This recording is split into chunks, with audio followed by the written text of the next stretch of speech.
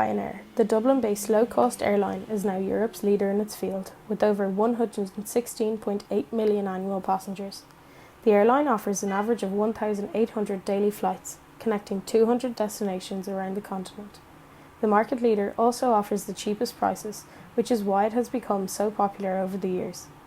In November 2018, Ryanair decided to launch a new policy, supposedly to shorten the wait time when boarding. This new policy resulted in passengers not being able to carry hand luggage with them on a trip, and within the basic package they could only carry a small laptop case or handbag. This caused a stir among regular customers, since most of whom travelled with more than one small bag. Therefore, the end price of the flight would always be more than originally advertised, resulting in customers becoming unhappy. Ryanair's new policy offers two new options.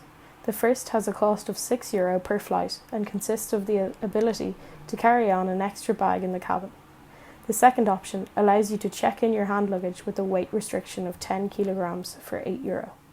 In summary, on a round trip with Ryanair, the trip costs about €20 extra, on top of the initial price for the most basic luggage package alone. Could this situation be considered unethical?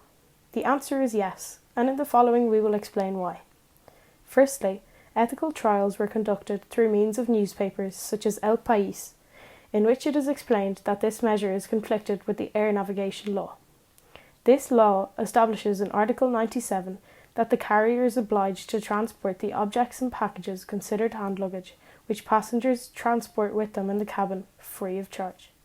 This ethical judgment reached such a magnitude that they tried to ban it entirely in Italy.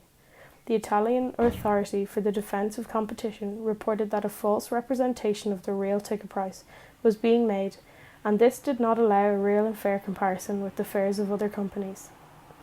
On the other hand, the basis of ethics is to be truthful, something that through these actions Ryanair has failed to do.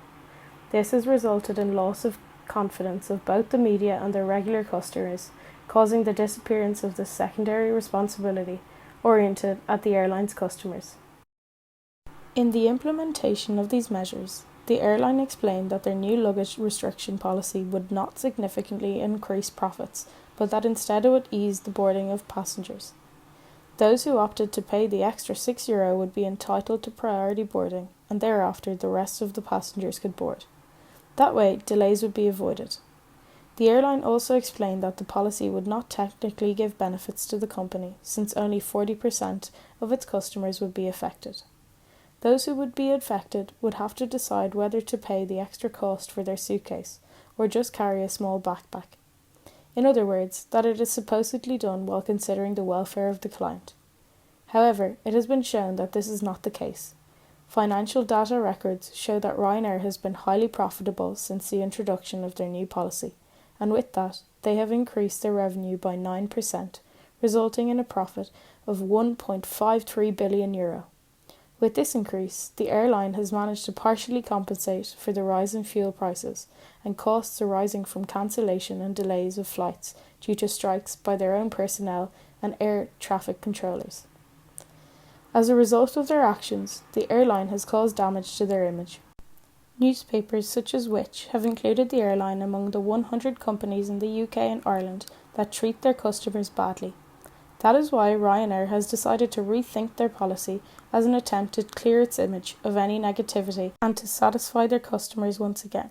Some of these improvements include silencing the noisy interruptions made during early morning flights, reducing the fines for failure to print a boarding pass from €70 to €15, to modify the reservation up to 48 hours before the trip, free of charge, and lastly, to reduce the surcharges for excess luggage. With that, we can say that the implementation of this new hand luggage policy and its repercussions has placed Ryanair in the matrix of social responsibility under the title of social obligation. We can also deduce that through the creation of new policies to improve their image as a result of the backlash they faced, the company would be placed under the title of social reaction. We can conclude that Ryanair has realised the importance of the acceptance and satisfaction of its customers, and as such, that an established policy has been able to harm them. With that, new policies have been put in place which facilitate the purchasing process as well as the welfare of passengers during their flight.